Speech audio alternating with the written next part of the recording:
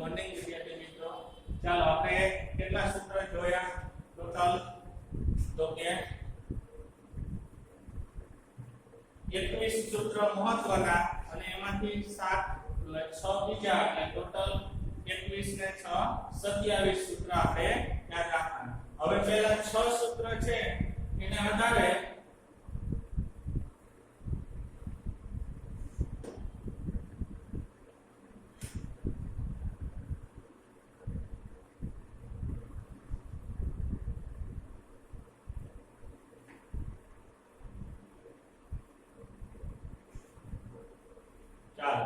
Good morning. છેલ્લા આપણે 9 સૂત્ર જોયા એટલે ટોટલ 27 સૂત્ર થયા. આ 27 સૂત્રમાંથી આપણે પહેલા 6 સૂત્રોને આધારે સ્વાધ્યાય 8.1 ના દાખલા ગણવાના છે. 6 સૂત્ર પહેલા કયા હતા? તો કે ખૂણાના આધારે. કેવા?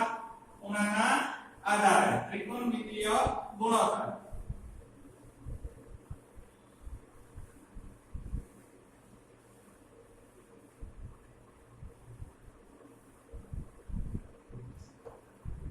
જો સ્વાધ્યાય 8.1 કાઢો. પેલા 6 સૂત્રો અહીંયા શોર્ટમાં લખી લઈએ આપણે. sin a સાબાના છેદમાં કર્ણ, cos a પાબાના છેદમાં કર્ણ, tan a સાબાના છેદમાં પાબા, cosec a કર્ણના છેદમાં સાબા,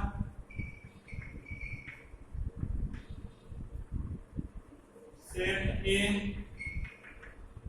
કર્ણના છેદમાં પાસેની બાજુ અને cot a પાસેની બાજુના છેદમાં સામેની બાજુ. આટલા સૂત્ર છે. બરાબર? હવે જે થીટા તરીકે લેવાનો કીધો હોય ખૂણો એને આધારે તમારે બાજુને ગણવાની થાય. અહીંયા આપણે a ને થીટા તરીકે લીધો છે તો 6 માં a ની સામેની બાજુ ને a ની પાછળની બાજુને એને આધારે કર્ણ આપણે લેતા હોય. હવે દાખલાની અંદર ચાલો ત્રિકોણમિતિય પરિચયની અંદર સ્વાધ્યાય 8.1 કાઢો. પેજ નંબર 156 ઉપર 8.1 ત્રિકોણ ABC માં ખૂણો a કાટખૂણો છે. પહેલો પ્રશ્ન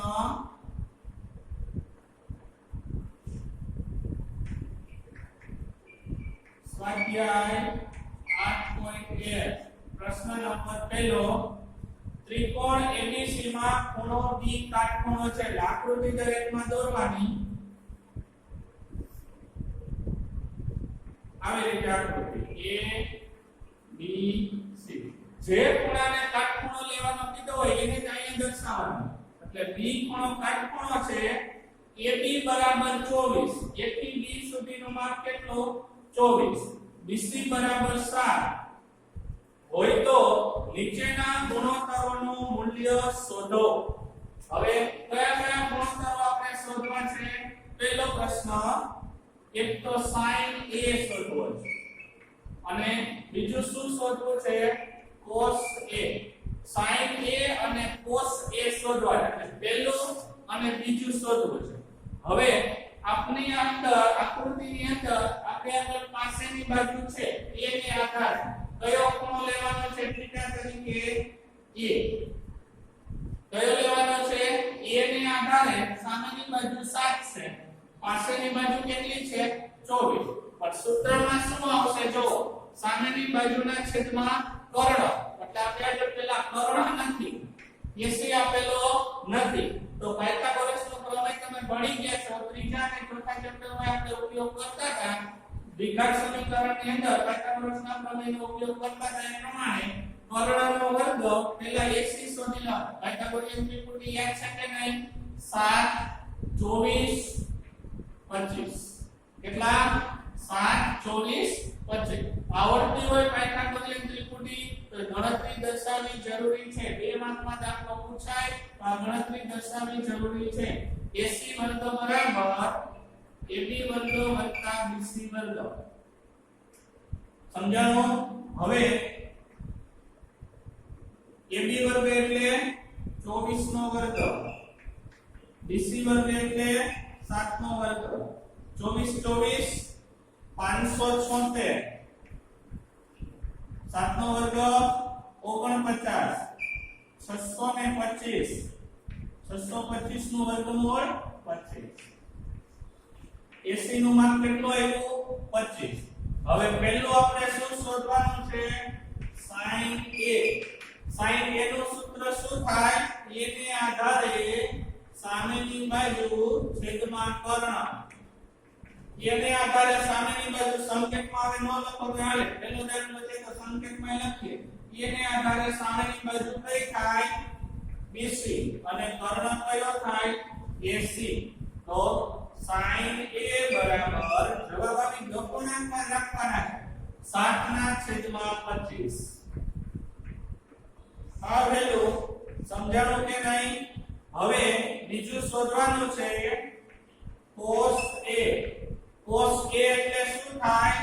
તો કે પાસેની બાજુ છેદમાં કર્ણ.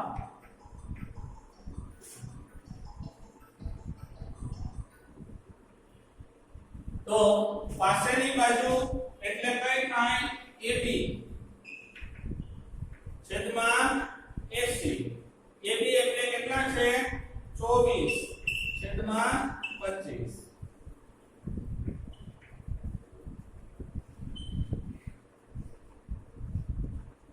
ના છેદમાં 25. પહેલો પ્રશ્ન થઈ ગયો. હવે બીજો પ્રશ્ન, પ્રશ્ન નંબર 2, sin C અને cos C. હવે અહીંયા ધ્યાન, sin C અને cos C. હવે આકૃતિની અંદર C ખૂણાને θ તરીકે લેવાનો. કેને લેવાનો? આકૃતિની અંદર બીજા પ્રશ્નમાં C ખૂણાને θ તરીકે લેવાનો. તો sin C બરાબર સામેની બાજુ છેદમાં કર્ણ. સૂત્ર તો ઈ જ આવે પણ C ને આધારે અહીંયા શું આપ્યો છે? C. તો C ને આધારે સામેની બાજુ અહીંયા કઈ થશે? AB અને કર્ણ કયો થશે? AC. આ છે આ જવાબ થઈ જશે અને આ છે cos C. એટલે કે sin A અને cos C, cos A અને sin C ના જવાબ સરખા થાય. સમજે છે? ખૂણા બદલે એટલે sin AB અહીંયા આવશે છેદમાં AC. તો 24/25. જો અહીંયા ખૂણો બદલી ગયો છે એટલે સામેની બાજુઓ બદલી જાય. sin A ની સામેની બાજુ BC હતી એટલે અહીંયા BC લખ્યો તો. sin C માં C ની સામેની બાજુ AB છે એટલે આપણે અહીંયા AB લખ્યો. હવે cos C બરાબર પાસેની બાજુના છેદમાં કર્ણ. તો પાસેની બાજુ C ને આધારે પાસેની બાજુ કઈ થાય? BC છેદમાં AC. તો BC ના છેદમાં AC તો 7/25. ચારે જવાબ આવી ગયા. sin A, cos A, sin C અને cos C. આપણા નામ પરથી શું જાણવા મળ્યું? તો આપણે કહી શકીએ જો ખૂણો બદલે તો ત્રિકોણમિતિય ગુણોત્તરો બદલે. sin અને cos સરખા થાય. sin A અને cos C અને cos A અને sin C ના ગુણોત્તરો કેવા થાય? સરખા થાય. ચાલો આ પહેલો દાખલો લખી દો. પહેલાના બે.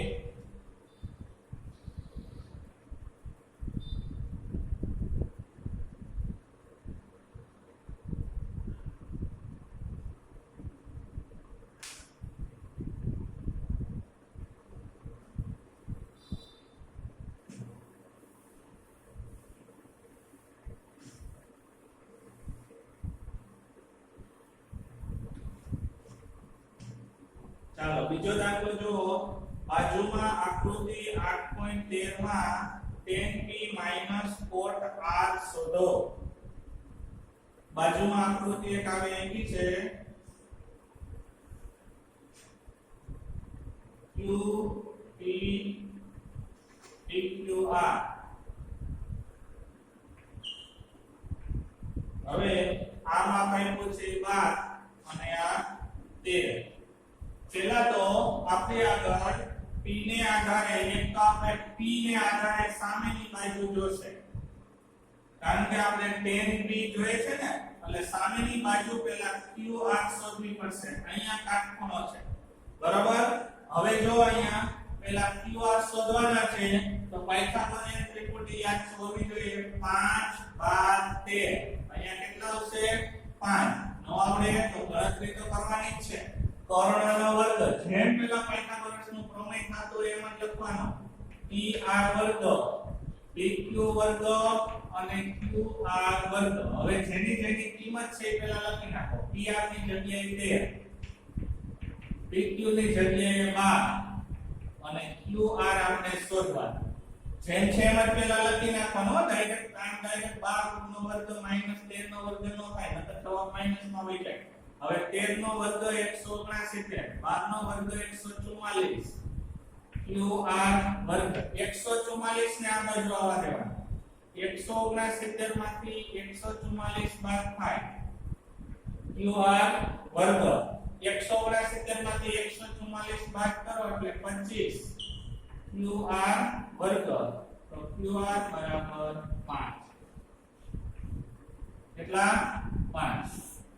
હવે QR કેટલો મળ્યો? 5. હવે QR મળી ગયો એટલે આપણે પહેલા શું શોધવાનું છે? tan P. tan P એટલે P જોવાનો. P ને આધારે tan નું સૂત્ર શું થાય? આપણે લખ્યું હતું. tan A બરાબર સામેની બાજુ છેદમાં પાસેની બાજુ. કયું સૂત્ર થાય? સામેની બાજુ છેદમાં પાસેની બાજુ. સામેની બાજુ P ને આધારે કઈ છે? QR. પાસેની બાજુ કઈ છે? PQ. આ કર્ણ કહેવાય. ચાસોલી તો હોય એને કર્ણ કહેવાય. એટલે પાસેની બાજુ આને કહેવાય. કાટખૂણો સમાવતી જે બાજુ હોય એ પાસેની બાજુ. એટલે QR કેટલા છે? 5/12. tan P મળી ગયો. કેટલા મળ્યા? 5/12. હવે બીજું શું શોધવાનું? cot R. cot R એટલે R ને આધારે cot નું સૂત્ર શું થાય? R ને આધારે cot R એટલે પાસેની બાજુના છેદમાં સામેની બાજુ. પાસેની બાજુ છેદમાં સામેની બાજુ. પાસેની બાજુ કેટલી છે? ઈ જવાબ આવે જો QR. R ને આધારે પાસેની બાજુ, tan ને આધારે P ને આધારે સામેની બાજુ. tan P એટલે સામેની બાજુના છેદમાં પાસેની બાજુ અને cot R એટલે પાસેની બાજુના છેદમાં સામેની બાજુ. એટલે QR ના છેદમાં PQ. બે જવાબ સરખા થાય. 5/12 cot R.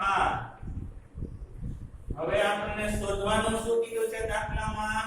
તો કે tan P cot R શોધો. તો tan P 5/12 5/12. બેયનો છેદ સરખો છે એટલે ઉડી જાય. એક પ્લસ એક માઈનસ એટલે 0. tan P cot R બરાબર શું મળશે? 0. સમજાણું? દાખલા નંબર 2 લખી લ્યો.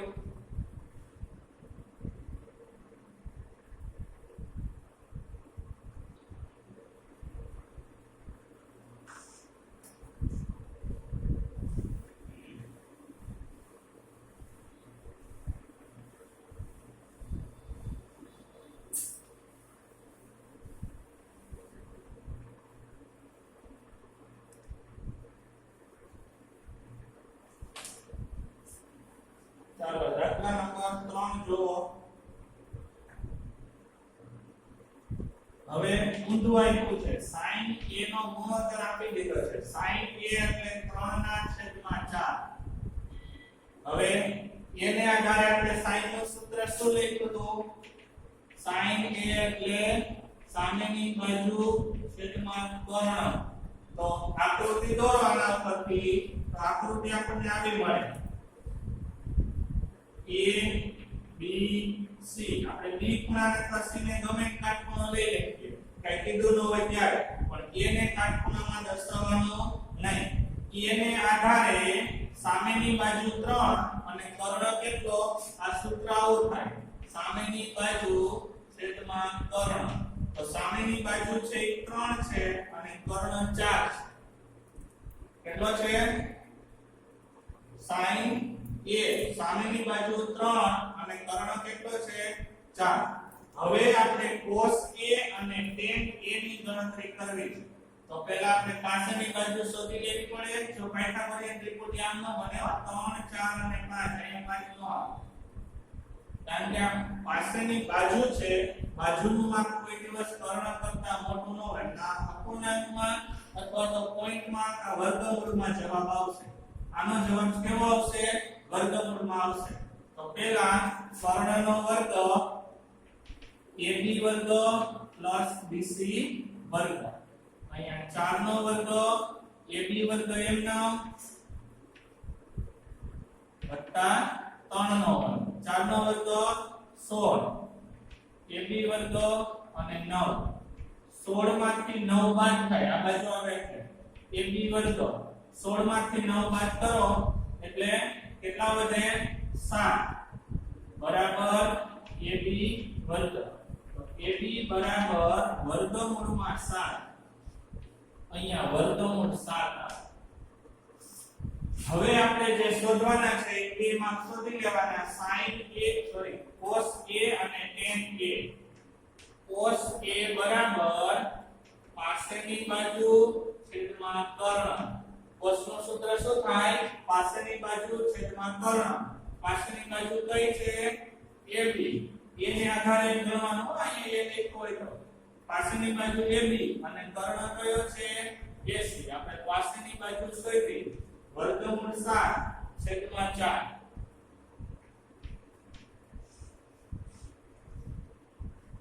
હવે tan A બીજું શોધવાનું છે આપણે. tan A એટલે સામેની બાજુ છેદમાં પાસેની બાજુ. સામેની બાજુ કેટલી છે? BC